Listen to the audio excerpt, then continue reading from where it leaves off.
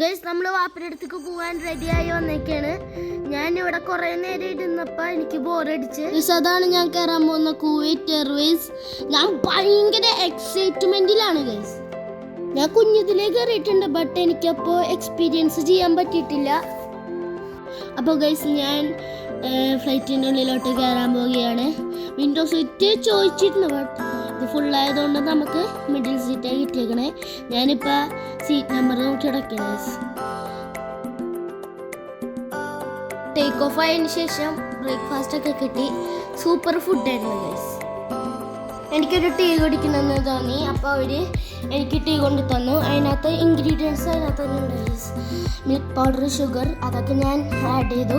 പിന്നെ ഒരു സ്റ്റിക്ക് ഉണ്ടായി, അത് ഞാൻ വെച്ച് മിക്സ് ചെയ്ത് കൊണ്ടായി ഗൈസ്. ഇപ്പോൾ നമ്മൾ കുവൈറ്റിലെത്തി. 4 hours വെയിറ്റിംഗ് കഴിഞ്ഞ് ഒരു ഉറക്കം പാസ്സാക്കി തിരികെ നമ്മൾ ഫ്ലൈറ്റിൽ കയറി. ഇവിടെ നിന്ന് 2 hours ഉണ്ട് ഗൈസ് ജിദ്ദയിലെത്താൻ. അപ്പോൾ നമുക്ക് ജിദ്ദയിലെത്തിയിട്ട് കാണാം.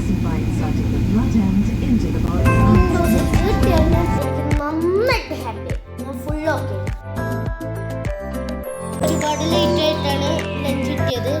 നല്ല വിശപ്പുണ്ടായിരുന്നു.